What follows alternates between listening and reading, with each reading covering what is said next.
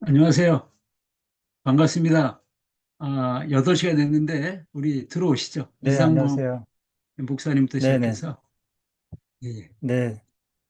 제가 잠깐 기도하고 우리 그 교수님 소개하고 그리고 강의를 시작해 보겠습니다. 예. 제가 잠깐 기도하고 네, 먼저 시작하겠습니다. 하나님 감사합니다. 1월 첫 주 저희가 새해를 맞이해서 말씀을 부여잡고 주의 말씀을 마음에 또 새기는 그런 귀한 시간 허락하셔서 감사합니다.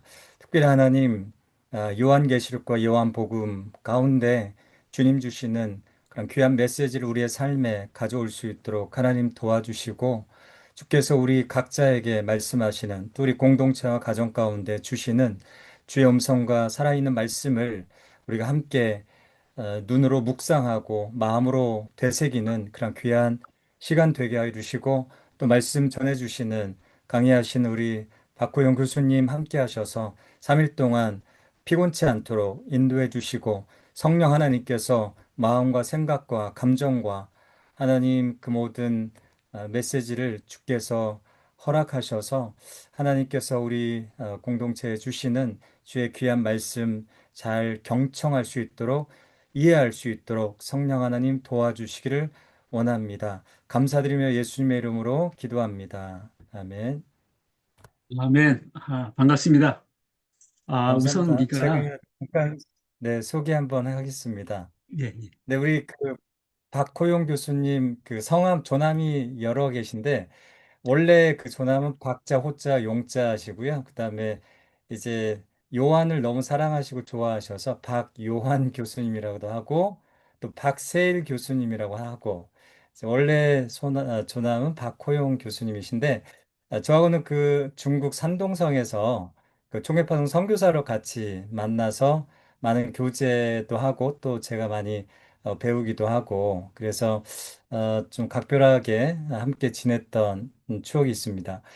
우리 교수님 그 원래 선교사로 오시기 전부터 구역학 교수님이셨는데 선교사로 마음 주시면서 교수직 내려놓고 그거 참 쉽지 않은데 교수직을 내려놓고 선교사로 오셔서 선교사역 하시다가 이제 중국에서 다시 나오셔서 또 연이어서 교수직을 또 계속 하시고 지금은 이제 정치적으로 은퇴하셨는데 지금도 역시 활발한 또 강의와 또 저술 활동 하시고 계십니다. 그래서 요한 쪽으로는 굉장히 많은 책과 연구를 많이 하셔서 국내외에 이렇게 많이 알려지기도 하시고 그래서 저희가 3일 동안 좀 짧은 시간이지만 또 오프라인이 아니어서 사실 교수님 강의는 오프라인에서 많이 배우는 게 좀 되게 재밌거든요. 근데 좀 제한이 있어요. 그래서 온라인 강의긴 하지만 저희가 충분히 교수님이 말씀하시는 그 요한 쪽에서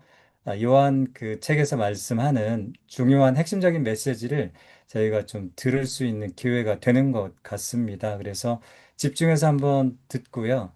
어, 그 책들이 또 있습니다. 뭐 그 기회가 되면 책들 좀 소개해 주시고 그렇게 해주시면 좋고 조금 신대원에서 야, 이런 강의를 하는구나. 약간 이제 다른 결의 강의 내용들을 한번 들어보셔도 좋을 것 같습니다. 네, 우리 그 온라인이지만 우리 박수로 뜨겁게 환영하면서 우리 교수님 강의 들어보겠습니다.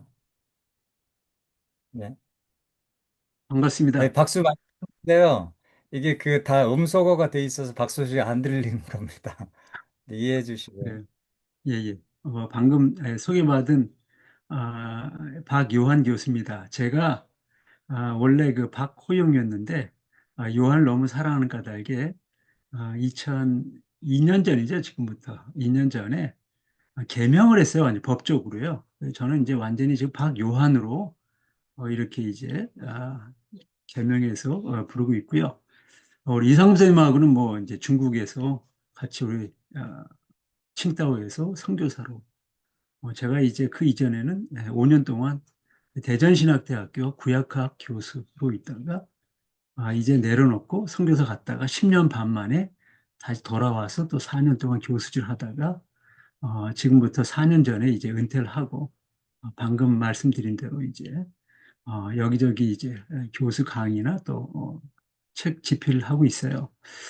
우선 2026년 새해가 밝았습니다. 여러분들의 모든 이 가정과 또 사역 위에 하나님의 은혜가 넘치는 한 해가 되길 바라고요. 또 우리가 올해가 병원년 말의 해인데 그야말로 말처럼 우리가 아, 뭐 예수 그리스도 한정 초점 하나로 모아져서 그분을 향하여 달려갔으면 좋겠고 또 저희 아가페 우리 교인들하고 신년에 이 말씀 잔치입니다.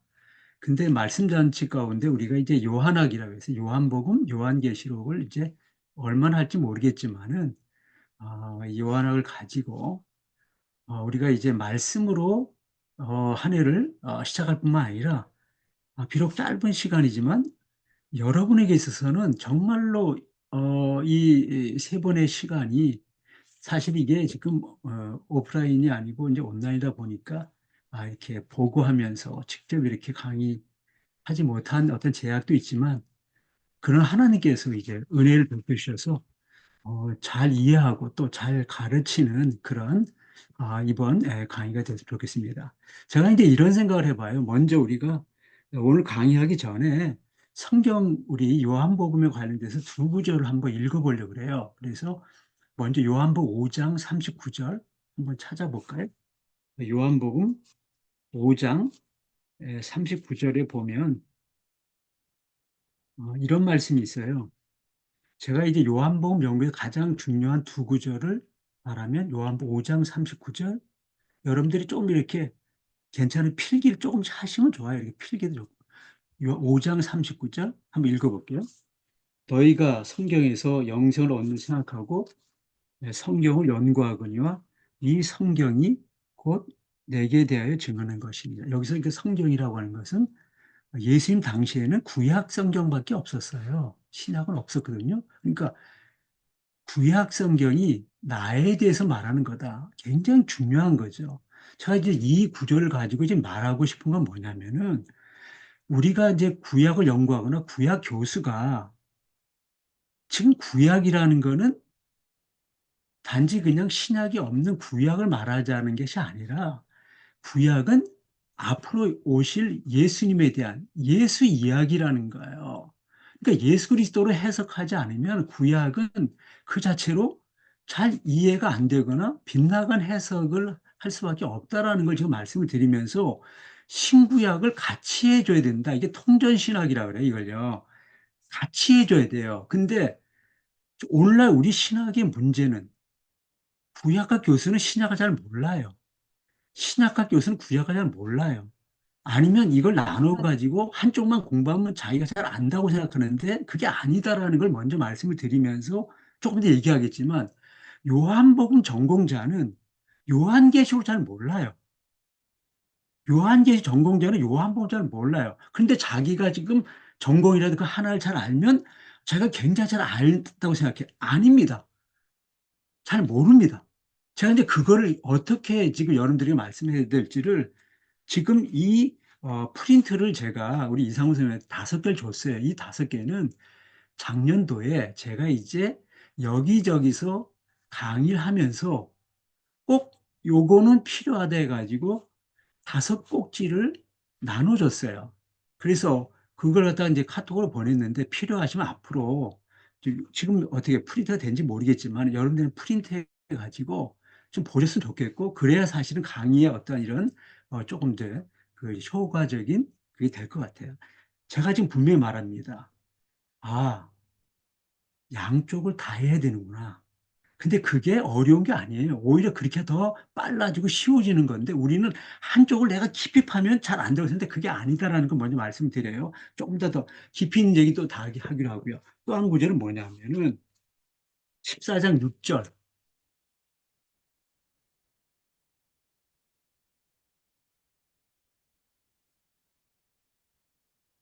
보죠. 예수께서 이르시되 내가 곧 길이요 진리요 생명이니 나로 말미암지 않고는 아버지께 올 자가 없느니라. 제가요 어, 이 지금 프린트 5개 프린트가 있는데 이 중에 하나에 어떤 그림이 들어가 있냐면 성경 66권인데 66권을 한 권으로 얘기해봐라 하면 요한복음. 요한복음을 한 장으로 얘기해봐라. 그럼 3장. 요한복음 3장. 근데 요한복음을 한 구절로 얘기해봐라 하면 14장 6절이에요. 지금 요거요. 요 한 구절. 이게 성경 전체를 요약하는, 인류 사상사를 요약하는 한 구절이에요. 근데 이걸 이해하려면 구약을 잘 알아야 돼요. 창세기의 그 창조 세계와 출애굽기의 성막 세계를 잘 알아야 요한복음 14장 6절이 뭘 말하는 걸 알고, 그걸 알아야 인류 사상사 전체가 요한복음 14장 6절 한 구절, 그 한 구절. 예수께서 내가 곧 길이다. 근데 내가 곧 진리요 생명이다. 그리고 이것이 아니면 예수께로 아버지께로 올 자가 없다. 하나님을 알 수가 없다. 요 얘기. 이게 전부예요. 그리고 제가, 한 달 전에 영국 아일랜드를 17일 동안 여행을 하고 왔어요. 자동차로 한국의 세 목사, 그리고 선교사 한 분의 네 사람이 짐을 싣고 차에다가 6천에 7천 킬로를 다니면서 아일랜드부터 시작해가지고 스코틀랜드, 잉글랜드, 웨일즈까지 다 돌았고, 지금 그걸 갖다 지금 책으로 써서, 이제 다음 주 정도면, 이제 제가 이제 그 다 끝나요. 그러면 출판 넘기면 2월 중순 내지 말경에 책이 출판됩니다. 그래서 한 400에서 500페이지짜리 아주 방대한, 거기에는 역사, 문학, 산업혁명, 종교, 또 기행, 뭐 등등 여러 가지 다 돼가지고, 이제 한 권의 책으로 나오는데, 그 책이 끝나면 제가 인생의 마지막으로 써야 할 한 권의 책이 있어요. 그게 뭐냐면 하나님의 최후 비밀. 그리고 부제가 뭐냐면 요한복음 13장에서 17장 5장. 그걸 고별 설교라고 해요. 예수님께서 십자가를 지기 직전에 그 가룟 유다를 딱 이제 나가고 난 이후에 11명을 앞에 놓고, 내가 이제 조금 있으면 붙잡혀서 내가 십자가 되고 죽는데, 내가 너희들에게 이제 내 유언처럼 내 비밀을 남기겠다. 그게 요한복음 13장부터 17장이라는 고별 설교예요. 근데 요게요, 공간복음은 없어요. 그냥 이렇게 예수님께서, 거기 성만찬했다, 그런 그 사건 하나 얘기하고 없습니다. 왜 없는 줄 아세요? 성경을 연구해 보면 예수님의 12제자 가운데 유일하게 성경을 쓴 작가가 있다면 요한복음만 예수님 12제자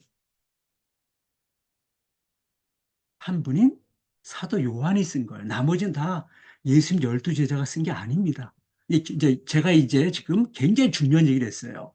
그래서 이 고별 설교가 없어요. 요한복음만 있는데, 그거는 그 현장에 있는 사람만이 앞으로 50년, 60년 후에 이걸 쓰게 될 때 오이사 성령이 생각나게 해가지고, 그 자리에서 그때 예수님이 말하는 게 무슨 말인지 몰랐는데 그때는 성령이 생각나게 하는 거야. 그래서 썼어요. 근데 여기에 인류 사상사에, 인류가 이제 처음 이제 시작되잖아요. 어떤 문명이. 그래가지고 서쪽은 수메르 문명, 우리 동쪽에는 우리나라 문명을 해 동이 문명, 뭐 이렇게 해가지고 여기 시작되는데, 마지막 결론이 뭐냐면 고별 설교에서 예수님이 말한 게 끝입니다. 그 이후에 2000년 동안 지금 했던 모든 것들은 다 그거에 대한 사족이지 예수님으로 다 끝납니다. 근데 그게 고별 설교에 담아 있고, 그거를 가장 완벽하게 한 구절로 말한 게 14장 6절이라는 것. 그렇게 우리가 이제 말씀을 드리면서 이제 우리가 공부를 시작해 보려고 합니다. 우선 제가 이제 학생들에게 수업 시간에 제일 먼저 들어가면 공부를 잘하는 방법을 말해요. 우리가 다 이제 지금도 공부하고 있잖아요. 그리고 공부하는 학생도 있잖아요. 그리고 일생 동안 우리 이제 공부를 해요. 어쨌든 뭔가를 배우잖아요. 그 공부 잘하는 방법이 있어요. 간단한 거예요. 근데 그걸 제가 말하기 직전에 뭘 말하려고 하냐면은 두 가지를 여러분들이 말하려고 그래요. 먼저, 우리가 성경 있잖아요. 그럼 요한복음 1장 1절. 태초에 말씀이 계시니라. 이 말씀이 하나님 함께 계시니 그 말씀은 하나님이시라. 그럼 제가, 이게 좀 문자예요. 네? 요한복음 1장 1절, 뭐 창세기 1장 1절, 이게 문자입니다. 근데 제가 금방 말로 했어요. 그러니까 첫째는 문자 언어, 두 번째는 그걸 음성 언어로 했어요. 근데 언어는 다섯 가지가 있는데 문자, 음성만이 아니라 여러분이 차라리 두 가지를 알아야 돼요. 제 강의를 알아들으려면 그림 언어가 있다라는 거예요. 성서에. 또 하나는 숫자 언어가 있어요. 그 다섯 번째가 뭐냐면 행동 언어예요. 예언자들이 이상한 행동을 하죠. 그게 행동 언어예요. 그러니까 그걸 빼고 두 가지를 잘 알아야 돼요. 그림 언어, 또 하나는 숫자 언어. 근데 제가 신학을 그렇게 공부를 많이 했어도 그림과 숫자로 성경을 말하는 교수 거의 없어요.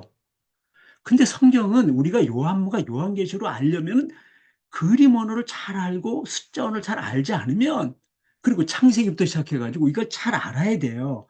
근데 우리는 그렇게 공부를 지금 하지 않았기 때문에 굉장히 추상적이에요. 우리가 전화번호를 갖다가 숫자로 하잖아요. 왜 숫자로 하는 줄 아세요? 그것이 가장 정확하고 가장 짧고 가장 쉽기 때문에. 만약에 그걸 숫자로 안 하면 굉장히 복잡합니다. 그리고 숫자 한 숫자만 틀려도 옳지 않은 거예요. 틀리는 거예요. 저는 안 됩니다. 숫자가 중요한 거구나. 또 그림.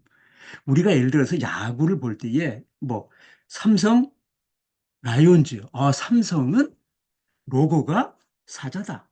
해태 타이거즈다. 하나 이글즈다. 하나는 독수리다. 근데 그게 뭐냐면 그게 로고예요. 로고는 다른 말이 아니라 그건 그림 언어예요. 그래서 그 팀을 그림 언어로 로고로 사용하는 거예요. 그러면 제가 이걸 왜 얘기하냐면 구약에 두 상징이 있어요. 이걸 잘 알아야 돼요. 이걸 잘 알아야 요한복음과 요한계시록 알 수가 있어요. 근데 우리는 이런 식으로 지금 공부를 안 했어요. 구약의 두 상징이 뭐냐면은 이 지금 메노라라고 하는 이제 요렇게 된 촛대, 금촛대, 또 하나는 달세빌이라는 요거 별.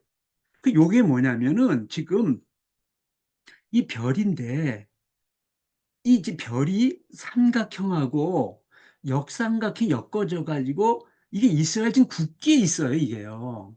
국기. 그러니까 이게 지금 굉장히 중요한 상징이에요. 이거 모르면 창세기를 모르고 요한복음, 요한계시록 몰라요. 근데 우리는 지금까지 그걸 잘 몰랐어요. 자, 두 번째. 매너라고 있어요. 요게 금초대, 요게. 근데 금방 우리가 저기 그림원으로 이게 지금 금초대인데 이걸 숫자원으로 얘기하려면 하나, 둘, 셋, 넷, 다섯, 여섯, 일곱이라는 촛대가 있어요. 7이라는 완전수구나. 그리고 이것을 갖다가 조금 더 이제 그 여러 가지 모양이 많아요. 그런데 요 가운데 촛대 약간 올리는, 다시 말하면 네 번째가 강조되는, 이것이 왜 말하냐면은 우리가 어떤 글을 쓸 때에 그 사람이 강조하고 싶은 게 처음이냐, 끝이냐, 아니면 가운데냐, 요걸 아셔야 돼요.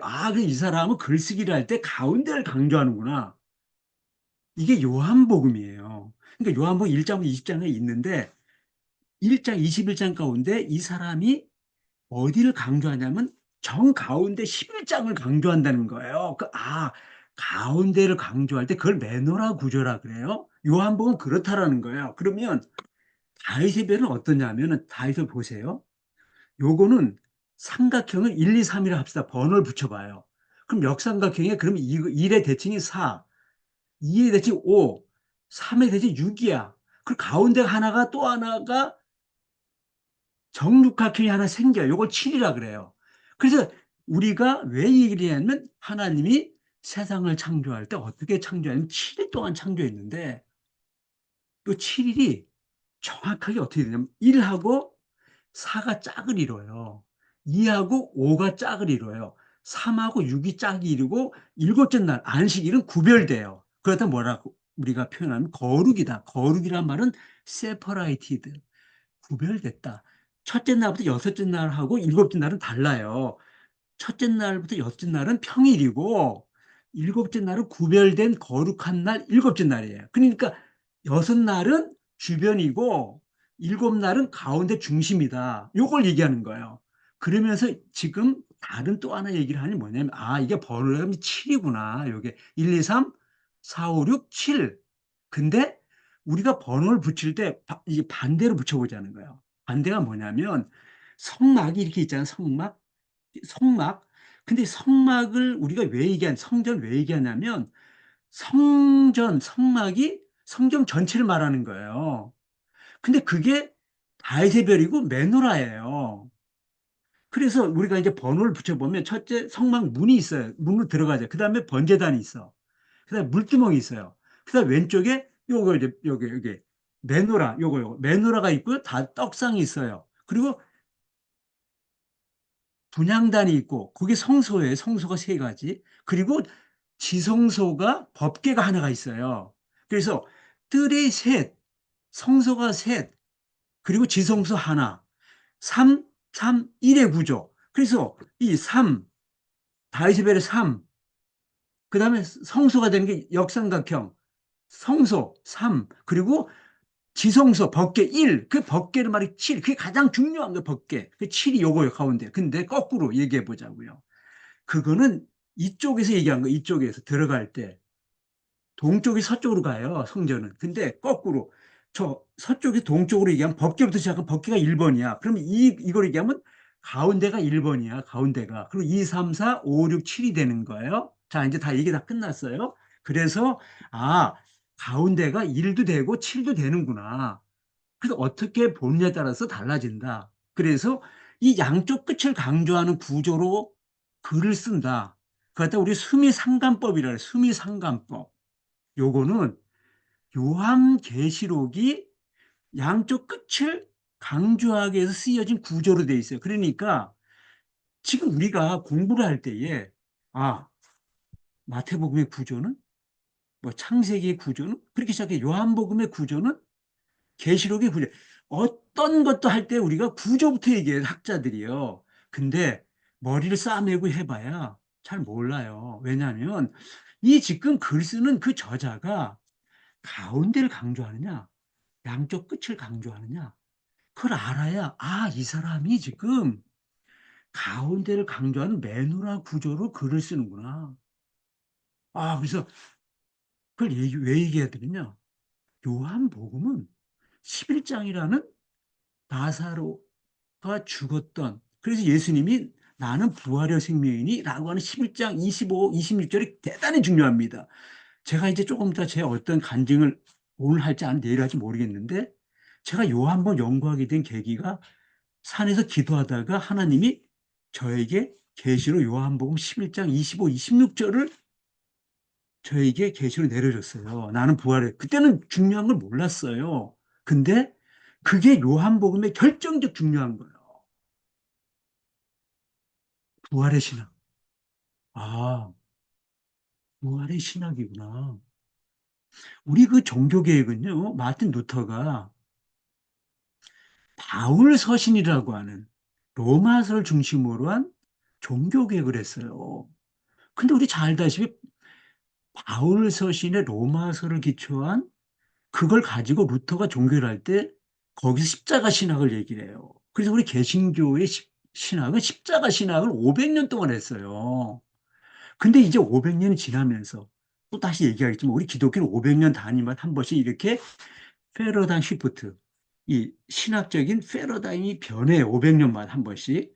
그래서 종교계 500주년이 지나서 지금 500 조금 더 지나 508년 이렇게 됐는데 패러다임 시프트가 돼야 되는데 이게 바울 서신에서 복음서로 지금 받게 된다는 게 제가 주장하는 거고 그래서 그걸 가지고 요한학을 저 얘기했고 지금 전 세계에 그걸 얘기하고 있는 중이에요. 그리고 책으로 또 그걸 썼고 그것다가 이제 영어로 번역했고 지지난달에 그거 갖다가 아마존에서 나왔고 세 권의 책이 그래가지고 세계 신학계에 지금 제 책이 가서 지금 연구되고 있다라는 그러면서 지금까지 요한복음이나 요한계시록은 죄송한 얘기지만 해석이 철저히 빗나갔어요. 왜 빗나간 걸 제가 자세하게 이제 앞으로 이제 얘기하겠지만 그 어려움은 하나도 없어요. 왜 빗나간 자세히 얘기할 거고 어떻게 해석되고 왜 그렇고 이런 걸 다 얘기할 겁니다.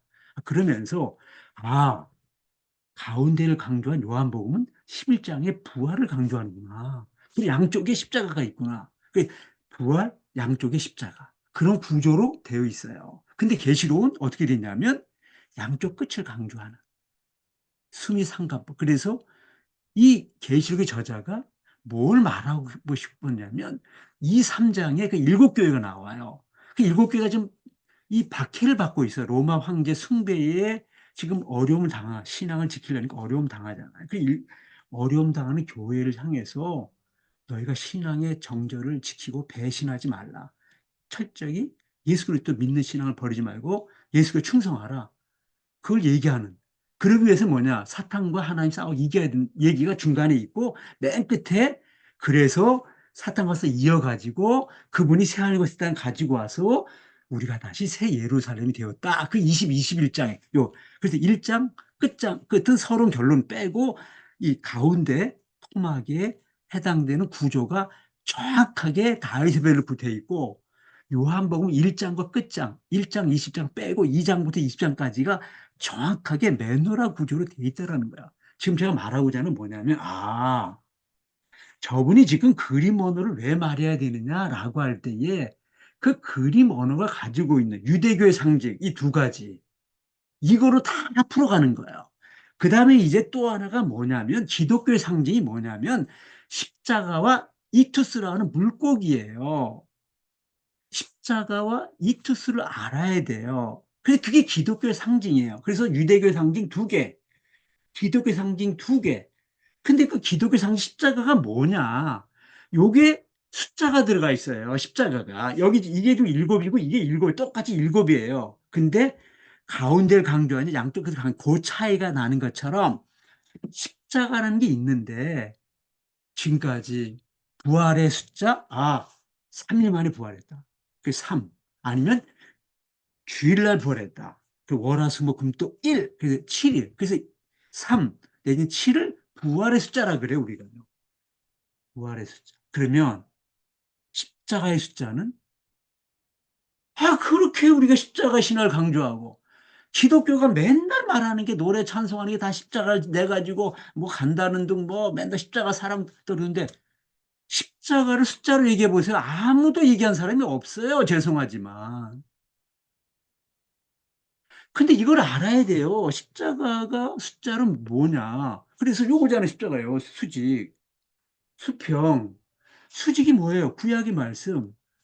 수평, 신약의 말씀 합쳐가지고 신구약을 다 이뤘다. 그게 십자가예요. 그게 요한복음 1장 1절에 이제 얘기하겠지만 제가 오늘 프린트물 5개 놔주는데 그중에 창세기 1장 1절과 요한복음 1장 1절 상관성. 이게 성서 전체를 이해하는 열쇠로 두 구절 얘기를 해요. 먼저 제가. 그래서 8페이지로 창세기 1장 1절과 요한복음 1장 1절 연결돼 있고 그게 왜 성경 전체를 이해하는 열쇠가 되느냐라고 하는 8페이지를 써놨어요. 제가요.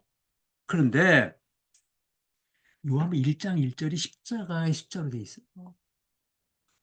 십자가가 뭐냐면요. 이 수직이 구약이에요. 구약을 율법이라 그러고 율법의 숫자가 10이에요. 10계명.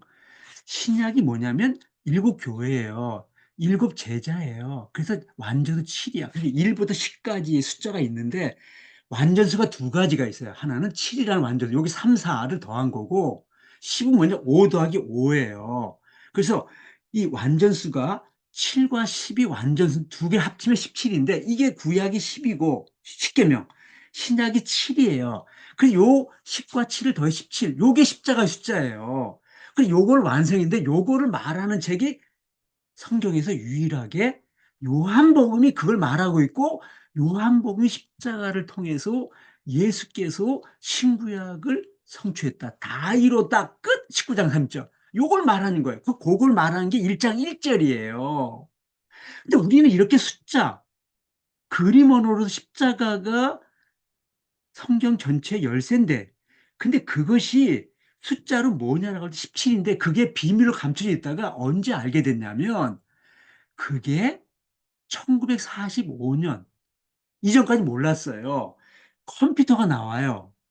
컴퓨터가 나와가지고 신약 성경의 마태복음부터 계시록까지 모든 단어를 갖다가 전부 다 마태복음에 진리라는 단어 알레데이아는 몇 번 나오느냐? 이렇게 사랑은 몇 번 나오느냐? 영과 뭐 평화 무슨 어떤 단어가 있잖아요. 그 단어가 몇 번, 갈릴리가 몇 번 나오고 예루살렘 몇 번 나오고 다 돼 있어요.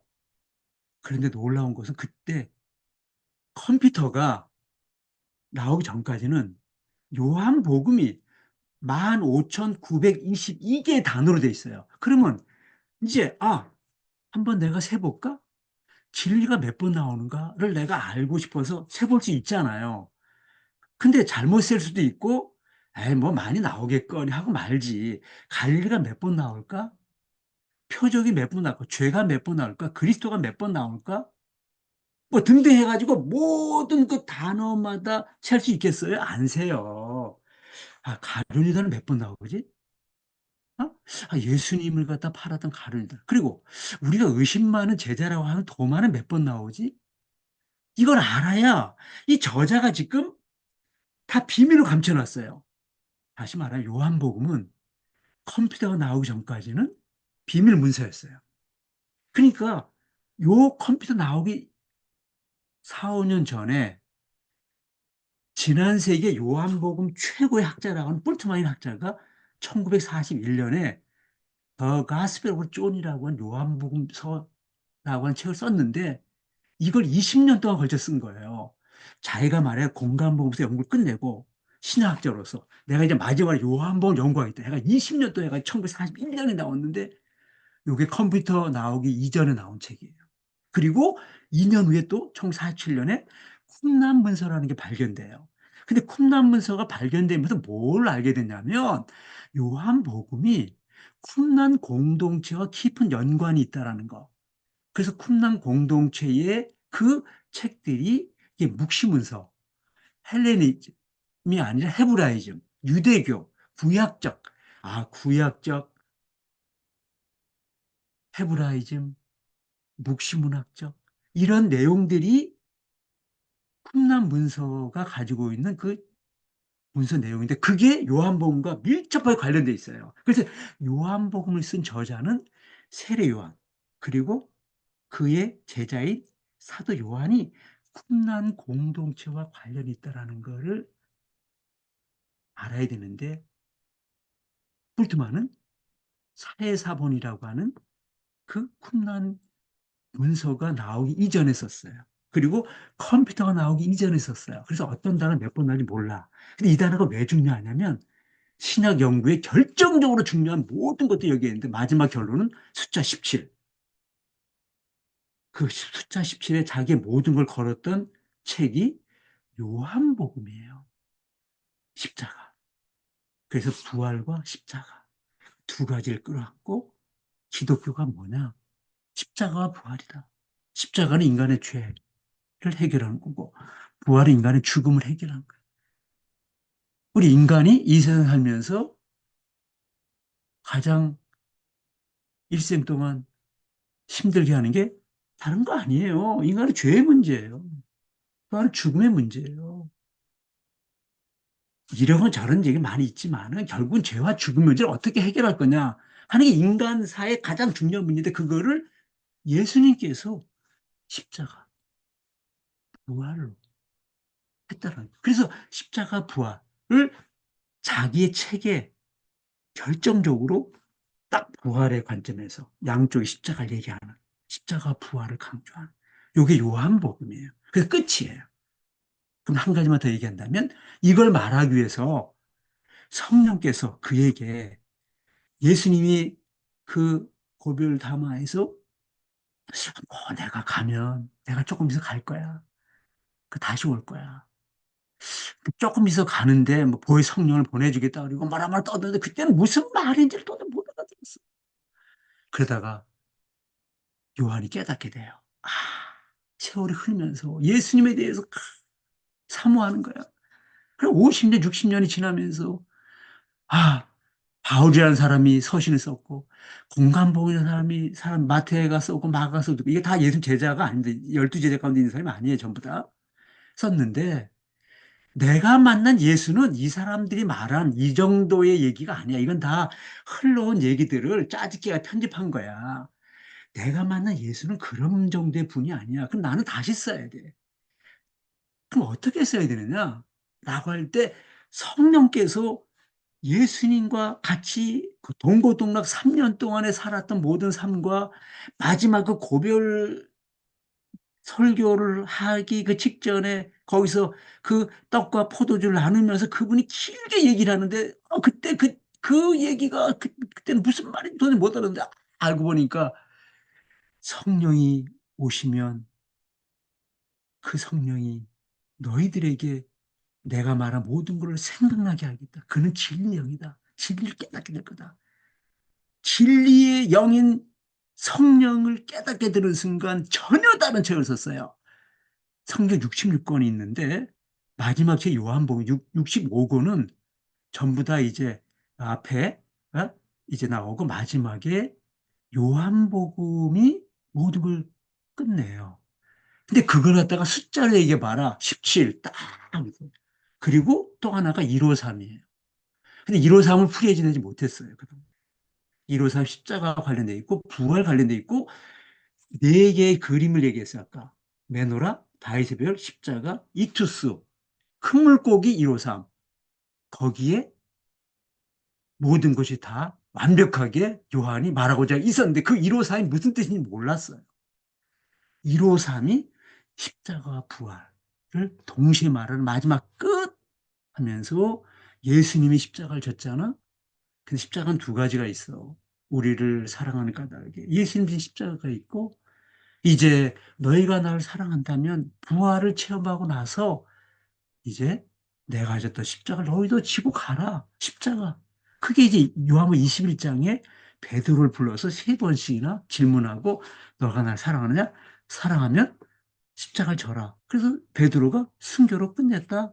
그게 153이에요. 숫자로. 그거 갖다가 다 제가 숫자로 다 얘기해서 17 곱하기 3 곱하기 3. 17은 십자가 숫자. 3은 부활의 숫자를 두 번 강조하면서 그게 153이에요. 그래서 숫자.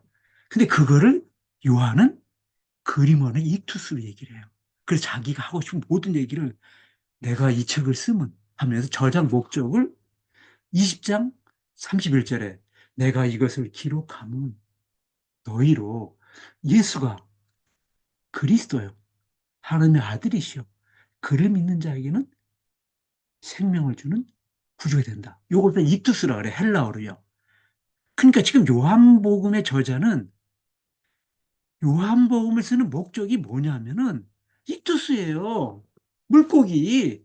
예수가 그리스도고 하나님의 아들이시고 소테르 구주다. 요게 익투스예요. 그 헬라어 그 5개 그 약자.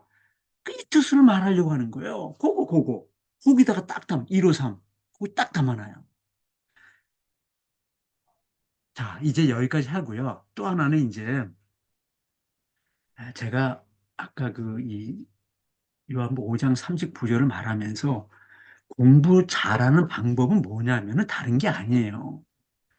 공부를 잘한다는 거는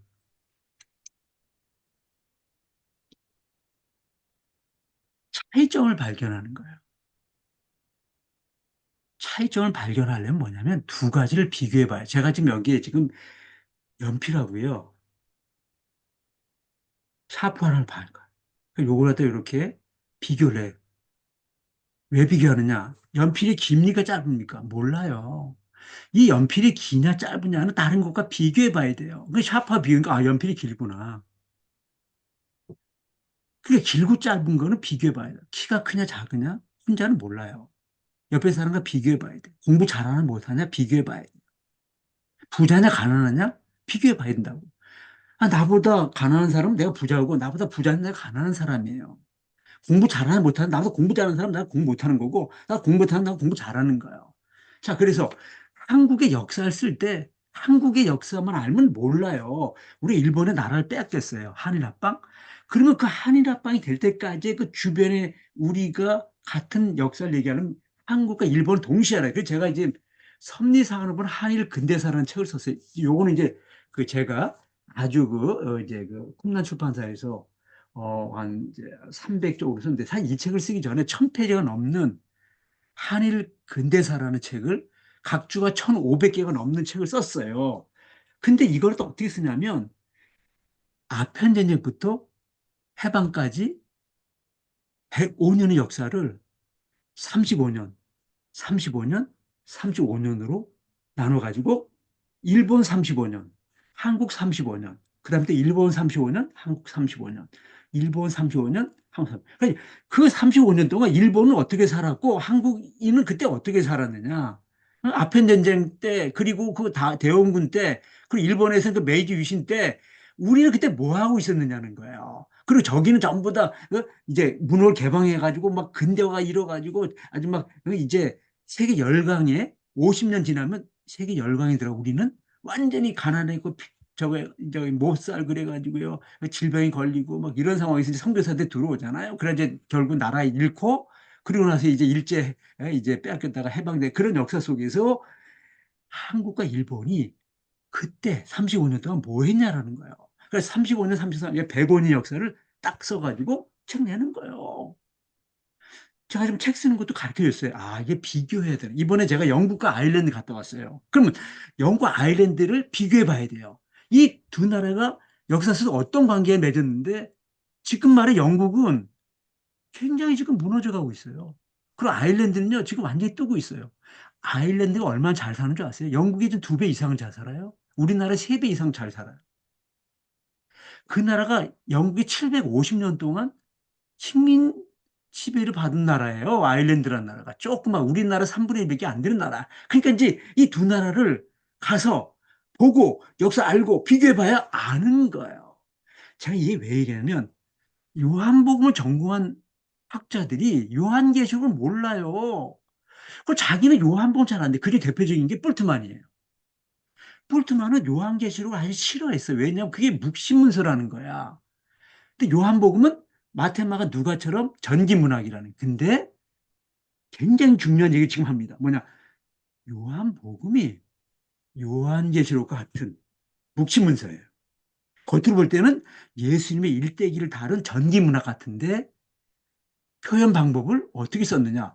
계시록은 그 갖다가 그냥 드러나게 아 이거는 다니엘서 같이 묵시문서구나. 그래서 뭐 동물도 나오고 색깔도 나오고 짐승도 나오고 숫자도 나오고 뭐 환상도 나오고 천사도 나오고 뭐 이상 뭐 용과 싸우고 뭐 이런 아주 그 묵시문학적인 왜 그냥 지금 밖의 상황이기 때문에 직접 말하면 다쳐요. 그러니까 직접 말할 수가 없어. 그러니까 뭐, 뭐 짐승과의 싸움들, 응? 아니면 숫자, 뭐 666, 뭐, 그리고 뭐 하늘에서 막 그냥 뭐 올라가가지고 막 이제 하나님과 뭐 사탄이 뭐 싸운다는데 뭐 이상한 얘기를 많이 하잖아요. 그러니까 굉장히 어려워요. 그러니까 목시문서를 알아. 근데 요한복음은 전혀 그런 모습을 드러내지 않아. 기가 막힌 거예요. 한 수 위에요. 저는 은폐 기법이 있었어. 다 숨겨놨어. 그런데 1945년 컴퓨터가 나오고 숫자부터 이제 그동안 우리가 이거 세야만 알 수 있었는데 가림도가 6번 나오네? 6이라는 건 7에서 하나 모자란 숫자예요. 이거 사탄의 숫자예요. 도마? 7번 나오네? 우리는 그동안 의심 많은 제자로 하는데 7은 완전수예요. 우리가 도마를 다시 생각해야 되는구나. 도마는 최고 신앙의 모델이에요. 요한복. 그거 다 제가 다 밝힙니다. 그걸 인물 상징 코드라고 그래. 금방 말해 숫자 상징 코드. 응? 계시 666. 여기는 뭐, 153. 뭐, 숫자. 다른 데서 전혀 쓰지 않는 17을 갖다가 요한복음만 써요. 그건 의도를 갖지 않으면 못 쓰는데 요한복음은 의도적으로 17에 다 감춥니다. 심지어는 모든 요한복음의 끝은 17장에 있어요. 17장. 그것도 17절에 있어요. 요한복음 17장 17절. 예를 들어서 저희를 거룩히 한 아버지의 말씀은 진리니 17, 17절. 17을 알아야 돼. 근데 그때 몰랐어. 근데 갈릴리를 자기가 고향이 갈릴리야. 1만 5,922개의 단어 속에 갈릴리를 갖다 1장에 몇 번, 2장에 몇 번, 3장에 해가지고 21장까지 10번 딱 써요. 죄? 이방인의 죄, 유대인의 죄 합쳐서 17번. 죄 10번 써요. 죄를. 예수가 그리스도다. 그리스도 10번 써요. 표적. 얼마나 중요합니까? 요한복 표적. 17번 써요. 요한복 1장 1절. 가장 1장 1절. 17단어로 씁니다. 헬라어로. 근데 아무도 세본 적이 없어요. 태초의 말씀. 이걸 갖다 학자들이 엄청 중요한 로고스 해가지고 엄청. 근데 한번 세봤어, 헬라어로? 17단어야. 근데 왜 그게 17단어인데 그게 원래 18단어가 돼야 돼. 거기에 말이야 하나님의 테오스 앞에 호테오스란 맨 아르케 호 로고스 카이 호 플러스 텐 테온 하이 호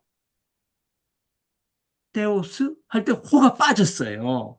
그리고 호 로고스. 근데 호가 빠져서 17이야. 호를 넣게 돼 관사를 넣게 되면 18이야. 학자들이 왜 호가 빠졌을까 해가지고 머리를 싸매고 앉아서 고민하고. 근데 그거 숫자 17에 맞추려고 그런 거예요. 당신이 어떻게 알아? 어떻게 알아? 요한복음 자체가 전부 다 키아스무스 구조. 처음과 끝을 이렇게 전부 이렇게 연결시켜 가운데 딱 강조한. 그 1장과 21장. 1장 1절 17단어. 21장 1절 17단어. 1장 1절, 21장 1절. 첫 장과 끝장이 1장 1절이 17단어 돼 있어요. 17 맞추는 거예요. 정확하게. 왜? 십자가. 태초에 말씀입니다. 그게 무슨 말이냐? 태초에 구약이 있었다. 태초에 토라가 있었다. 그 뜻이 이제 그걸 이제 설명할 거예요. 그 토라, 구약 성경이 예수 십자가로 다 이뤘다. 쉽지? 그 17단으로 딱 이런 걸 알아야 요한복음이 말하고 있는 핵심 메시지를 일치한다. 아무도 몰랐어요. 그걸요. 1장 1절 로고스 해석부터 전부 빗나갔어요. 지금까지. 로고스가 뭐 헬라 철학, 제가 철학과 출신이에요. 소크라테스가 말하고 누가 말하고 뭐 필로가 말했던 뭐 유대교의 어쩌고 저쩌고 그런 거 아무 관계가 없어요. 요한복음의 저자는 사도 요한은 어부야. 그가 알고 있는 책을 어렸을 때부터 회당에 나가서 그냥 70인요. 시부려가 아니라 헬라어 구약 성경 가지고 그때는 읽었어요. 그 70인역에 창세기부터 구약 성경 말라기까지 읽는 거예요, 그냥. 그런데 그 헬라어에 창세기 1장 이제 엔아르케라고 태초이라는 거고 창세기 1장 이제 따온 거고요. 모세오경의 마지막 신 신명기 1장 1절에 모세의 말씀이다. 말씀들. 예? 모압 평지에서 모세가 행한 말씀들. 그게 로고이야 복수. 근데 그 예수가 말씀이라니 단수잖아. 그걸 호이 로고이를 단수로 호 로고스로 쓴 거하고 따. 그래가지고 창세기 1장 1절, 12 1장 1절 모세오경 토라 구약 성경. 십자가에서 다 이뤘다. 17. 그걸 쓴 거예요. 이런 걸 모르면요. 엉뚱한 얘기라고 로고스에 대해서 어마어마하게. 근데 어쩌려고. 지금 예수가 구약 성경 완성을 하신 분이야. 그 숫자 17로 쓰려고 한 거야, 그게. 근데 그런 걸 모르니까 엉뚱한 얘기를 가지고 뭐. 근데 이거요. 구약 교수의 제가요, 창세기 주석, 출애굽기 주석, 그다음에 에스겔 주석. 제가 에스겔 전공이에요. 하나님이 저를 준비시키려고 구약의 가장 중요한 세 권의 책이 창세기, 출애굽기, 에스겔이에요. 이것도 굉장히 중요한 얘기입니다. 이 세 권을 알아야 성경을 이해하는 굉장히 중요한 열쇠를 여기서 다 가지고 있어요. 근데 구약 교수가 세 권의 주석을 쓴 사람이 있나? 거의 없어요, 우리나라. 뭐 이렇게 목사님들이 뭐 성경 전체를 뭐 썼다 그러는데 그런 게 아니고 학문적으로 한 권도 쓰기 쉽지 않아요. 근데 하나님이 세 권을 쓰게 했어요. 그 이유는 하나님이 창세기와 출애굽기는 창조주 하나님, 출애굽기는 구속주 하나님. 이게 성경의 백그라운드야. 그래서 내 SER 전공이지만 이 구약의 성경 전체의 백그라운드는 창세기, 출애굽기 잘 알아야 성경 제 이해하기 때문에 제가 창세기 주석, 출애굽기 주석을 연구하고 쓴 거예요. 그리고 제 전공이 에스겔이라 에스겔 주석을 내고 세 권의 주석서를 냈어요. 그리고 이제 어떻게 하다가 요한복음과 요한여고에 있는데 이거에는 제가 깊은 간증이 있고 이거는 정말 제가 죽음의 직전까지 내려가서 하나님이 날 갖다가 시험했습니다. 그리고 나중에 제가 이제 중국 선교사로 가게 되고요. 그리고 요한복음과 요한을 연구하게 되고 이제 오늘날에 이제 요한복음과 요한계시록에 제가 말하든 말하지 않든 지금 이제 한국 교회에서 뭐 이미 제가 이제 최고의 권위자가 되고 세계 신학계에 지금 이제 책으로 지금 아마존에 영어로 지금 책이 나왔으니까 쫌박 제 영어 이름이 쫌박이거든. 그리고 제 영어 치면은 지금 나와. 그래서 그거 갖다가 사보면 돼요. 이번에 제가 영국 갔다가 그 하노버 교회라고 하는 토마스 선교사 교회 갔는데 거기에 이제 성공의 목사인 제레미라는 목사 가 이제 토요일하고 저하고 여기서 줌으로 저거 하고 있어요. 이렇게 이제 그 말씀 나눠요. 거기 유재현 선교사가 그 교회를 담임하고 있는데 그분이 그 선교사를 통해서 내 얘기를 듣고 나서 아마존에 들어가 세 권의 책을 사가지고 내 앞에 내놓으면서 사인해 주세요. 제가 감동받았어요. 제 영어책 세 권을 사가지고 지금 읽고 있어요. 그리고 어떻게 이 책이 나오게 됐는가를 듣고 싶다. 그래서 옆에 사람 뭐 통역해가지고 나 영어 잘 못하니까 해가지고 그런 일이 있었습니다. 아무튼 이제 지금 여러분들이 그 프린트물이 좀 있어요? 프린트물 가지고 있어요? 전혀 없어요? 아직은? 그러면 자 이제 제가 이제 이런 얘기를 할게요. 금방 제가 이제 공부를 잘하는 방법은 다른 게 아니에요. 차이점을 발견하는 건데 그래서 차이점 발견하는 두 개를 비교해 봐야 돼요. 요한복음을 알려면 철저히 요한계를 알아야 돼. 요한계시를 알아야 요한복음 알 수 있어요. 근데 우리나라 학자들이 아니면 전 세계 학자들이 이 두 권을 동시에 연구한 학자가 거의 없어요. 피상적으로 이게 하는 게 아니고 진짜 이 두 개를 다 철저히 비교해 봐야 돼요. 근데 가장 중요한 비유가 뭔지 아세요? 전승이에요. 전승이라는 게 뭐냐면은 삶의 자리예요. 삶의 자리가 뭐냐면 쉽게 말하면 네 고향이 어디냐, 네 출신이 어디냐라는 거예요. 이번에 제가 영국 갔어요. 여러분 영국이라는 그 조그만 땅에 네 나라가 있어요. 잉글랜드, 스코틀랜드, 웨일즈, 아일랜드. 그 네 나라가 서로 치고받고 하는데 이게 좀 지역이 다른데 언어가 다 달라요. 근데 대영작이라고 하는 거로 이게 합쳐졌지만은 언어가 달라요.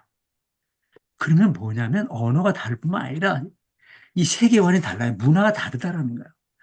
제가 제일 관심 갖는 게 뭐냐? 문학이에요. 영문학을 제가 이제 3월 달에 영문학을 강의해요. 그래서 영문학 강의에 거의 갔다 온 거고 3월 달부터 영문학을 영국의 역사와 이제 영문학을 강의하는데 여러분 우리가 잘 아는 그 워즈워드라고 하는 그 무지개란 하늘의 무지개 보면 내 가슴 뛰노라. 그 이제 우리가 잘 아는 그 워즈워드 영국의 그 국민 신 아주 최고의 시인이잖아요. 그리고 우리가 잘 아는 폭풍의 언덕이라는 에밀리 브론테라고 하는 그 아, 소설가가 있잖아요. 30살에 이제 죽었던 가난한. 근데요, 이 두 작품을 비교해 보면 장소가 달라. 워즈워드가 그 살았던 그 출신 고향은 너무너무나 영국 가장 아름다운 동네고 에밀리 브론테의 폭풍의 언덕을 썼던 그 자리는 한 2시간 밑에 남쪽인데 거기는요, 우리에겐 달동네야. 그래서 그 시내에서 가다가 갑자기 달동네 올라가지고 거기서 6, 7km를 달동네로 올라가가지고 완전히 가난한 그리고 폭풍이 이는 황야 같은 동네예요. 그 목사의 딸로 태어나요. 그래서 이제 소설이 그런 소설이 나올 수밖에 없어요. 뭐 그것만이 아니에요. 우리 한강 작가를 제가 문학 평론가예요, 지금요. 1년 전에 제가 평론가 등단하고 제가 지난 12월 19일 날 한강 작가의 세계관을 비평을 해가지고 제가 이제 발표를 했잖아요. 한강 작가의 그 모든 문학은 그거 70년 유신체제 때 그리고 10살 때 광주 사태를 경험하고 어린 시절에 소녀 때 그리고 이제 아버지가 소설가로서 그 호남의 정서를 가지고 불교적 그런 세계관 속에서 그 연세대학을 다녔어. 근데 기독교는 전혀 없어. 아니 모르는 것처럼. 왜? 20살 이전에 세계관이 완전히 다 확립돼가지고 자기가 아버지한테 집안에서 그리고 호남 출신이라는 거, 그 광주에서 70년대 그 유신체제하에서 그리고 5.18 광주 사건을 10살 그 소녀가 그 칼로 그 사람을 멍댕이로 때려 죽이고 찔러 죽이고 하는 그 모습을 보면서 그의 모든 생각이 거기에 일생 동안 붙들려 있으면 불교적인 세계관 속에서 기독교에 대해서 연세학을 다니고 언더우드부터 시작해서 채플부터 윤동주부터 시작해서 그 무수히 많은 그 기독교 학자들과 연세대 채플도 하고 하는데 예수에 대해서는 얘기 안 합니다. 책에.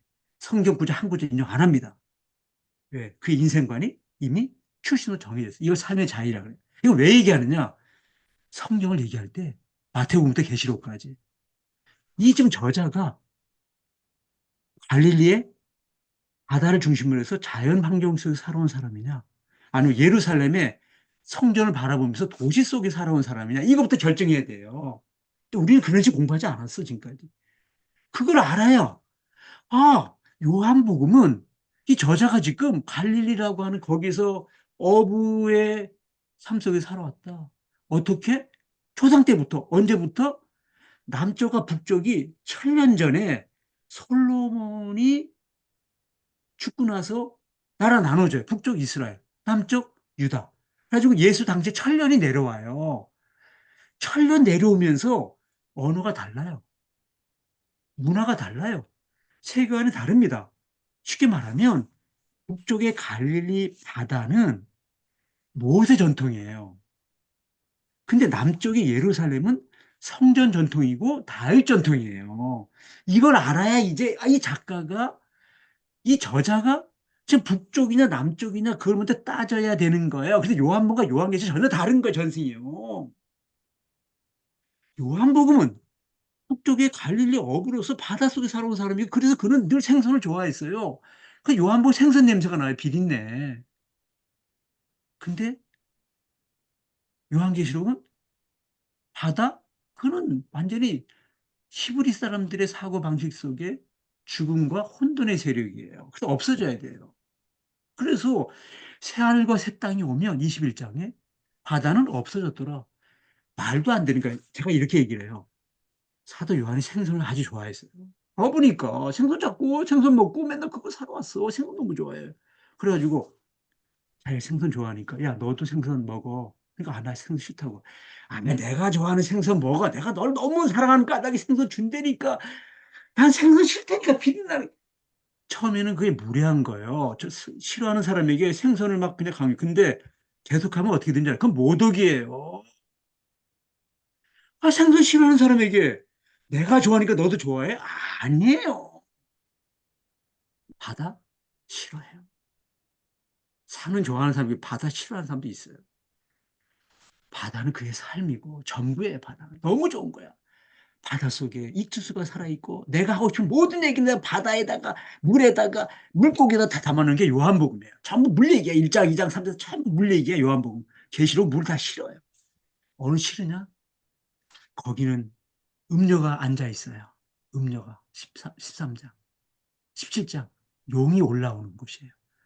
그거는 생각할 때 보면 없어져야 되는 거예요. 왜? 남쪽 사람들이 싫어하는 거거든요. 별, 별을 좋아하는 사람도 있고 별 싫어하는 사람이 있을지 모르겠지만 여러분 이스라엘 국기에 별이 있어요. 저 아랍 사람들 별 국기 그 싫어합니다. 저기 저 하마스 저거 싫어해요. 우린 별 다 좋아할 것 같아요. 죽는 날까지 하늘을 우러러 한 점 부끄러워. 저는 별 너무 좋아. 윤동주를 너무 사랑하니까 제 문학이 윤동 시작했거든요. 내가 좋아한다고 너도 좋아할 거야. 별 내밀어. 나 별 싫거든. 하마스 사람들 싫어해 별을요. 그건 유대 국기예요. 그 남쪽에 있는 사람들은 별을 너무 좋아해. 그 별이 누구냐? 다윗의 별이에요. 그게 바로 이 다윗의 별의 상징이고 이게 국기예요. 근데 다윗이 히브리어로 세 가지, 달렛, 바브, 달렛 이 세 개인데 이걸 갖다가 숫자로 얘기하면 달렛이 4예요. 바브가 6이에요. 달렛. 4, 6, 4 더하면 14예요. 그래서 다윗 숫자가 14예요. 우리가 지금 숫자가 중요하다고 얘기할 때 이게 왜 중요하냐면요. 북왕국은 모세 전통이기 때문에 모세오경 5를 강조한 홀수 계통이에요. 요한계시록은 다윗 계통인데 짝수 계통 14부터 시작해서 요한복음 21장 홀수, 요한계시록은 22장 짝수. 근데 내가 다시 또 얘기할 거예요. 계속 요한복음은 북왕국 전통은 홀수 계통이에요.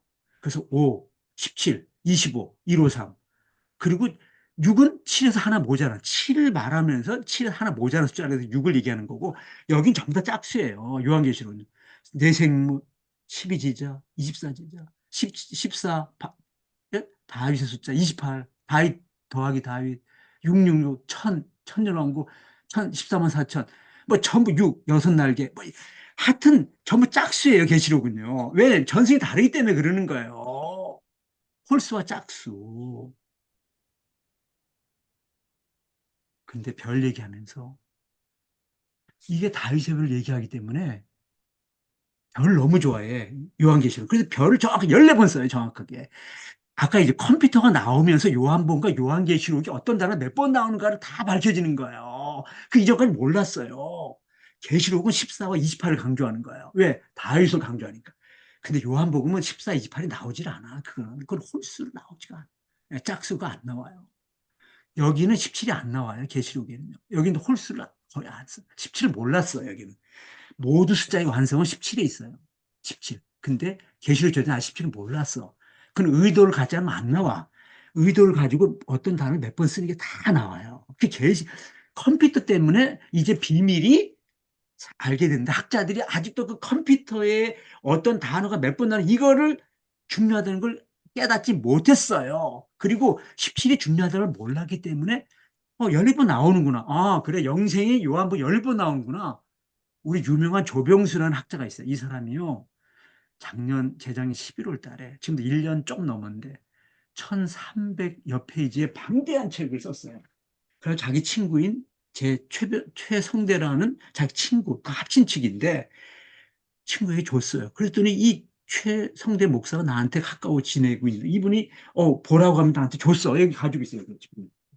요한복음이라 이 방대한 책, 이 조병수 교수가 쓴 이런 책이 있어요.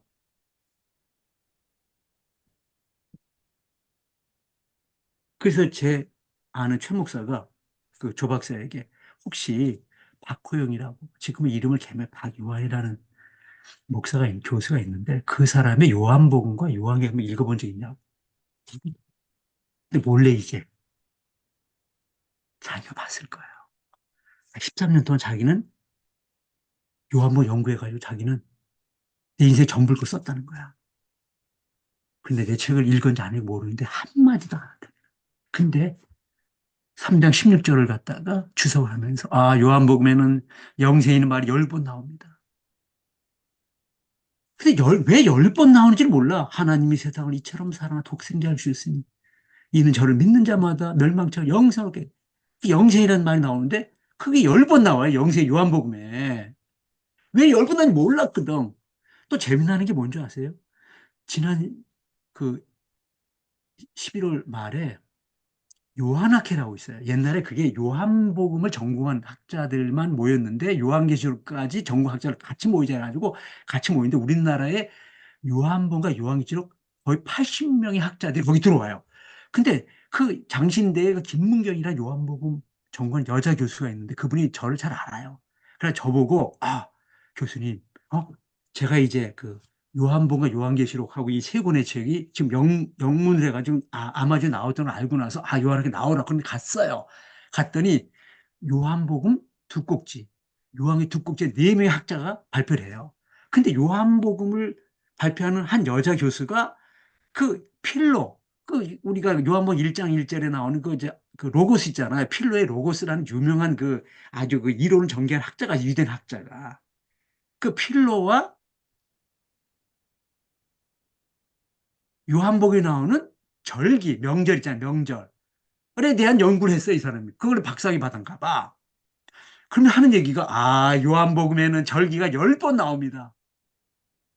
여러분 요한복음 1장부터 마지막까지 아까도 얘기했잖아요. 15,922개 단어 가운데 그 절기라는 말이 10번 나온다니까요. 그 10번 나오는데 이 사람이.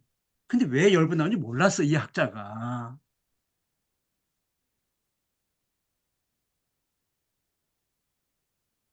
우리가 지금까지 숫자를 얘기하면 저기 신천지가 말이야 14만 4천 안에 우리 교회 14만 4천 들어와야 돼 해가지고 숫자가 장난을 많이 쳤어요.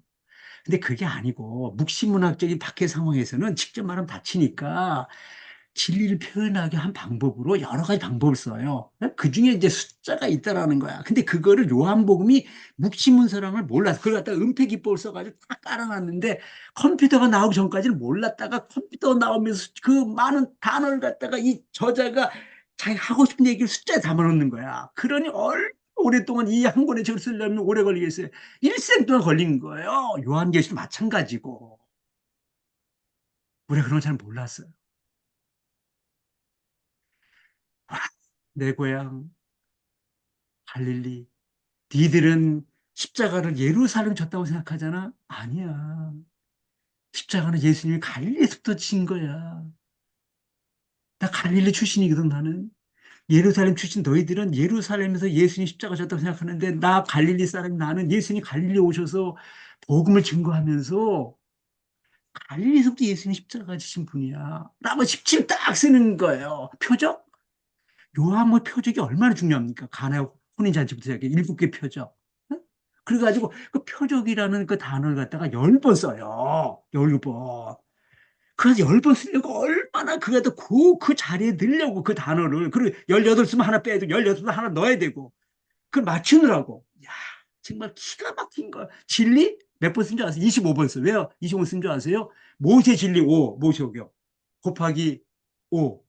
5 곱하기 5, 25. 그 25번 딱 써요. 그러면 진실로, 진실로 25번 써요. 진실로, 진실로 내가 진리다. 진실로 이제 25번. 진리 25, 알레데 25번. 여러분, 이거 그냥 썼어요? 그냥 이렇게 우연히 써요? 아, 진짜 이런 사람 앞에서 말을 너무 유치해가지고 어떤 하다 보니까 그렇게 쓰게 돼. 성령이 인도하면 그렇게 쓸 수도 있어요. 그런 사람하고는요, 진짜 대화하고 싶지 않아요. 이 사람이 얼마나 노력한 줄 아세요? 진실로 지금 25번 쓰려고요. 그것도 다른 데서는 진실로 한 번 끝나면 이 사람 그렇게 쓰지 않아. 2번. 진실로, 진실로. 이거 2번. 이중화법이라 그래. 그걸 아멘, 아멘이라고 하는 거야. 2번을 쓰면서 왜 2번 쓰는 줄 아세요? 진실로, 진실로 하나짜리 오고, 요거 25번 써요. 근데 그걸 따로 나면 50번이에요. 50이 뭐예요? 신년이 50, 신년의 숫자예요. 50. 50이라는 신년의 숫자를 이 사람은 진실로, 진실로 내가 너에게 말하노니, 예? 거듭나지 않으면 하나 들어갈 수 없다. 그래가지고 25번 쓰지만 그걸 나누면 50번 딱 쓰면서 신현. 예수가 바로 신현을 안고 오신 분이야. 그래서 50번 딱 쓰는 거야. 창세기가 50장으로 돼 있어요. 여러분 창세기가 또 기가 막힌 모든 게 다 숫자로 돼 있는 대마테리아예요. 창세기가요. 1장 1절 7단어. 다이세벨이에요. 정확하게. 이게 매너라가 아니고 거기선 다이세벨인데 그 이유가 있어요. 아, 그렇구나. 이 한 권의 책을 쓰는데 그것이 비밀 문서로 지금까지 그게 숨겨져 있다가 때가 되어서 이제 컴퓨터가 나오고 이 지금 AI 시대가 오면서 역사가 끝나는 거예요. 여러분 제 말을 여러분 믿든지 안 믿든 관계없어. 저는요. 인류 역사가 이 세기로 21세기로 나 끝난다고 생각하는 사람이에요. 왜? AI가 이제 인간 넘어서요. 제가 말해요. 얼마나 깜짝 놀란 줄 아세요? 지금 책을 집필하고 있는데 벨파스트에 있는 타이타닉호 침몰 1922년. 그것도 이제 거기 가서 봤어요. 그래서 그걸 써요. 그래가지고 제가 이제 그 타이타닉호 침몰은 단지 그냥 일개 불행한 해양 사건이 아니라 대영 제국 팍스 브리타니카가 침몰하고 팍스 아메리카나라는 미국이 뜨는 역사적인 전환점을 변곡점을 이룬 사건이다. 라고 하는 이제 글을 써요, 제가. 그러다가 AI에 제가 이렇게 보니까 AI가 뭐라고 했나 봐요. 근데 AI가 맨 밑에 뭐라고 하는지 아세요? 근데 우리 박 교수님이 너무나도 중요하게 여기는 아자바스. 아자바스가 뭐냐면 A, J, A, B, A, S, again Jesus, again Bible, again Spirit.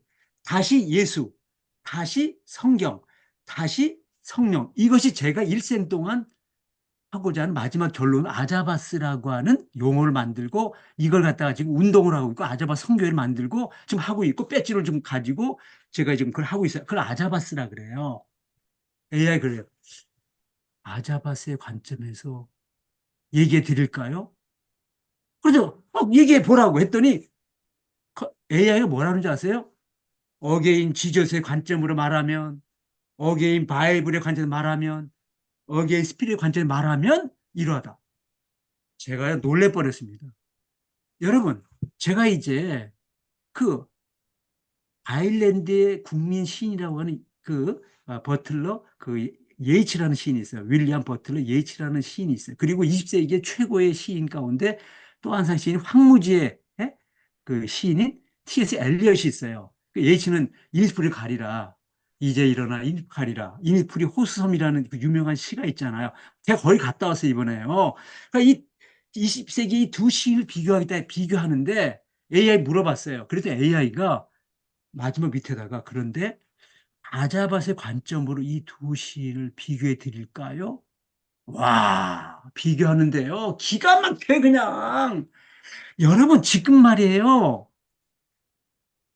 우리가 상상할 수 없는 이 AI가 너무나 빨리 진화돼서 인간 다 이제 필요 없어요. 뭐냐면, 그 정보를 가지고 있는, 이 지금 컴퓨터 속에 제가 지금 다, 이제 내 책이 다 들어있고, 제 이름 딱 박요한이라는 이름 딱 치잖아요. 요한복음에 대해 지금 요한 교수가 말하고자 모든 내용이 쫙 정리돼 가지고요. 잘 돼 있어요. 여러분 조금 있다가 제 이름 저 박요한 교수의 아자바스가 뭡니까? 어? 하고 딱 치거나 박요한 교수에 대해 알려주세요 하면 제 책부터 제 양력부터 다 나옵니다. 그냥. 그런 시대에 우리가 살고 있어요. 그게 컴퓨터부터 시작. 컴퓨터 이전까지야. 그럼 이유가 완전히 다른 시대가 왔다라는 거. 근데 이게 80년 지나면서 AI 시대가 딱 등장하면서 세상이 완전히 바뀌었습니다. 얼마나 지 않았습니까? 이게 얼마나 남지 않았다는 이 얘기를 이제 선교적 관점에서 제가 이제 나중에 또 이제 얘기를 할 때가 있으면 하겠습니다. 아무튼 지금 그런 시대 속에서 저와 여러분들이 지금 요한복음과 요한하고 있다라는 것을 얘기를 하면서 오늘 시간이 많이 됐으니까 이제 정리를 한번 좀 하려고 그래요. 여러분들이 평신도든지 목사든지 아니면 뭐 선교사나 아니면 뭐 교수든지 관계없이 나는 오늘 우리 요한 교수를 배웠는데 박요한 교수를 통해서 내가 진짜 성경을 처음부터 끝까지 아니 내가 요한학을 내가 다시 공부해야겠다. 이걸 하게 되면 내가 지금까지 알고 있던 이 요한 아니 이 성경에 대한 지식뿐만 아니라 내가 진짜 신앙 삶을 어떻게 살아야 되고 진짜 이 하나님 말씀을 진짜 내가 알았다고 했는데 내가 뭐 백독을 했다고 성경을 아는 게 아니고 진짜 성경을 어떻게 알아야 되는가라고 하는 걸 좀 잘 우리가 내가 알아야 되겠다. 그래서 이 시간을 내가 귀하게 생각하면서 여러분들이 기대하면서 또 연구하면서 진짜 이 성경의 메시지 이거를 붙들어야 되는구나. 여기에 내 인생 전불거려 이것 때문에 내가 죽을 수 있다라는 거. 그것 때문에 하자는 거지. 그런데 신학적 많은 지식을 알아서 이제 박 교수가 아주 내가 몰랐던 많은 지식을 강의해서 그게 아니고 저의 모든 끝은 성경입니다. 제가 선교사도 했지만은요, 또 그 얘기를 할 거예요. 제가 왜 선교사가 됐는가를 또 얘기를 해야 돼요. 그 다음 시간에 제 간증을 해. 당신은 도대체 요한복음을 어떻게 해서 연구하게 되었습니까? 그래서 어떻게 해서 여기까지 왔습니까? 알아야, 그래서 박 교수가 교수직을 내려놓고 선교사를 갔고, 선교사 갔다 오니까 저렇게 하나님 축복해주고, 은혜 베풀어 저렇게 많은 책을 썼고, 오늘 여기까지 섰고, 그래서 저분이 말하려면 뭐고, 그걸 아는데, 결론. 복음을 증거하는. 선교에 있는 거지. 지식을 많이 아는 것을 자랑하는 것, 지식을 전하는 것, 아니 무슨 뭐 지식을 강의하는 것, 아니 뭐 그 지식 가지고 무슨 뭐 응? 세상에서 뭐 돈을 벌어? 아니 뭘 사러 뭐 명예를 얻어? 뭐 그런 게 아니에요. 아자바 선교에 복음을 증거하기 위해서. 그래서 올해 제가 사실 계획이 있어요. 하노버 교회인 토마스 선교사 그 교회를 갔다 오고 저 스코틀랜드 저 끝에 존 로스 목사 한글 성경을 최초로 번역했던 내년이 이제 150년 돼요. 그리고 토마스 선교사 160년. 그래서 지금까지는 제가 남한의 관점에서 언도도 아펜셀라고 하니 우리 남한 속에 언도도 아펜셀 강조했어요. 그리고 토마스 선교사는 대동강 북한에서 죽었잖아, 순교했잖아. 그리고 로스 선교사는 북한에 있는 뭐 사상년부들 이렇게 그 사람들 모아가지고 만주에서 성경 번역해 우리에게 왔다. 그런데 한반도의 관점에서 한국 교회에서 다시 써야 됩니다. 왜냐? 149년이 아니라 1885년, 아니 84년 알렌 언도도 아펜셀러 관점이 아니라 순교했던 토마스 선교사 관점에서 로스 선교 관점에서 이제 우리 한국 기독교 선교의 최초의 선교사는 토마스 선교사 아니면 로스 선교사였다. 좀 이걸 지금 하기 위해서 뭘 하냐면 이번 여름 아니면 11월 안으로 제가 이제 책이 2월 달에 나오면 홍보용으로 하면서 이제 교인들 전 한국교회를 향해서 이 우리 한국교회 이렇게 살렸던 영국에 있는 선교사들 때문에 이렇게 부흥했는데 거기는 지금 교인이 없습니다. 교회가 다. 박물관이 됐던 이 영국교회를 향해서 이반 로버츠 선교사가 부흥회래가 1904년 3년 후에 한국에 평양 대붕이 일어났잖아요. 그 영향을 받은 거죠. 그런데 거기는 했기 때문에 우리가 이제 같이 연합해가지고 여기 있는 목사님들, 형님들 같이 가서 거기 있는 모든 선교사들 그리고 또 교회들 합쳐가지고 부흥성회 내지는 세미나 아니 무슨 뭐 컨퍼런스를 해가지고 또 영국을 한번 또 보면서 우리가 이제 북한 선교 제가 이제 남은 생에 저 북한 선교에 몰입합니다. 지금 그래서 완전 북한 가기 위해서 지금 준비하고 있어요. 여러 가지로. 그래서 북한 선교에서 이걸 해야 되고 영국교를 살려야 되고 한국교를 살리기 위해서는 이 세계가 삼각형이 돼가지고 선교해야 됩니다. 한국교회 목사님들, 교회, 성도들이요. 우리가 선교해야 됩니다. 그리고 선교 열정을 가지고 우리 성경을 알아야 되고 바르게 그 역사를 알아야 되고 그래서 우리가 이제는 마지막 때에 그리스도의 복음을 증언하는 이 일에 우리 남은 생애를 살아야 됩니다. 이 얘기를 하고 싶은 거예요. 그래서 이것 때문에 하나님이 이번에 여러분과 더불어 요한복음을 하게 하지 않았나. 요한처럼 예수를 사랑하는 사람. 그러면 내 인생 전부를 걸고 요한을 사랑. 요한이 사랑했던 예수처럼 나도 예수님을 사랑하고 그 사랑 때문에 내가 복음을 증거하지 않으면 안 되는. 그리고 그것으로 내 인생을 전부를 드리는 그런 사람이 되어야 된다는 게 이 요한복음이고 요한복음의 저자가 어떻게 해서 요한복음을 쓰게 됐느냐를 다음 시간에 한번 얘기해 보죠. 핵심이 딱 있어요. 한 구절. 그걸 알아야 요한이 이래서 요한복음의 이 인류 역사에 두 권도 없는 제가 이번에요. 거기 세 시인을 만나고 왔잖아요. 예치라는 아일랜드 시인, 스코틀랜드의 그 로버트 번지라고는 올드랭 사인의 작별의 노래 있잖아. 우리가 잘 우리 한국에 그 옛날에 불렀던 오랫동안 사귀었던 정든의 친구야. 그 다음에 워즈원. 근데 이 세상에서 최고의 시인을 들라면 요한복음 사도 요한이라는 결론을 내렸습니다. 요한 1장 1절 다 시의 요한복음이에요. 시인이었어요. 어떻게 예수를 사랑하면서 그가 살았던 그 갈릴리 그 자연 환경이 시인을 만들었어요. 예수님도 시인이고 사도 요한이 시인이었고 그 요한복음은 다른 책과 달라. 바울 서신과 달라. 공간복음과 달라. 계시록은 전혀 달라. 시인이 썼던 그 요한복음. 이게요.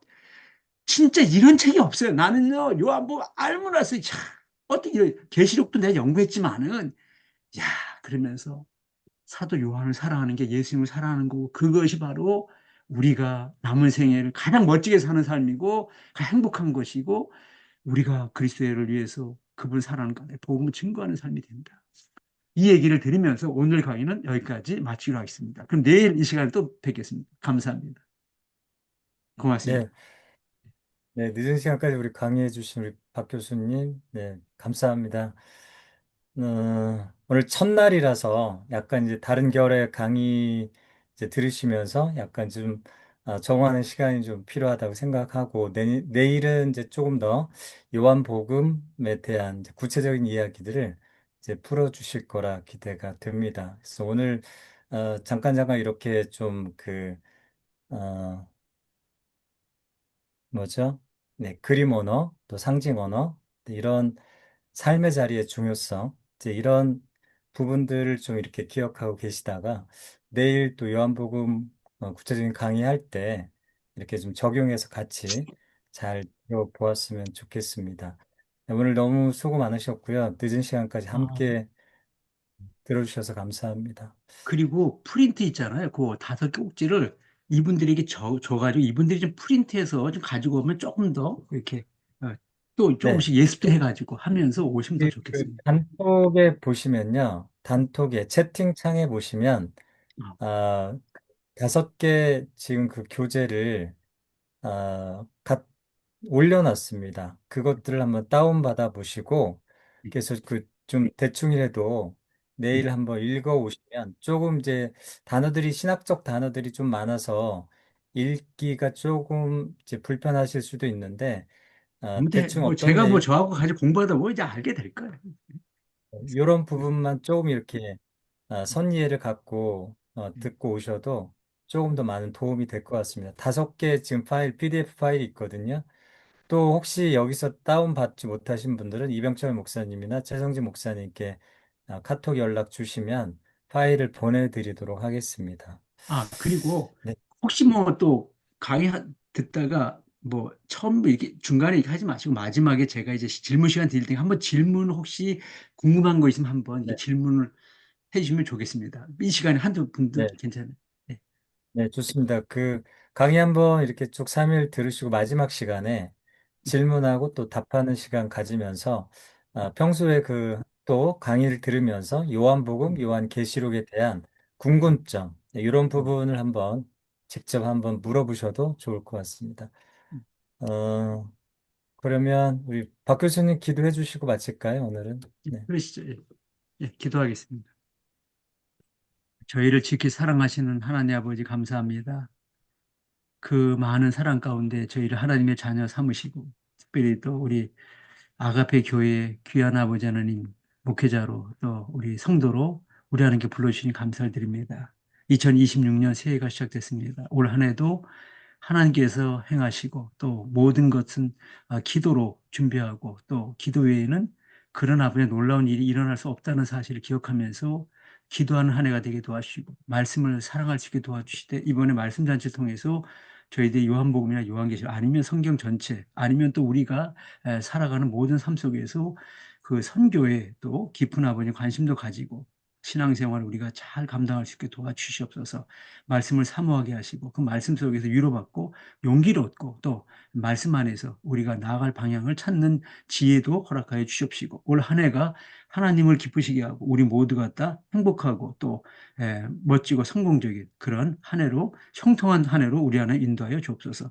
오늘도 여기까지 인도해 주시면 감사하고 내일 다시 만나는 그 시간까지 우리 주님의 은혜 안에 또 당신의 날개 아래 있게 도와 주옵소서. 모든 것 주께 감사를 드리며 우리 주 예수 그리스도 이름으로 기도합니다. 아멘.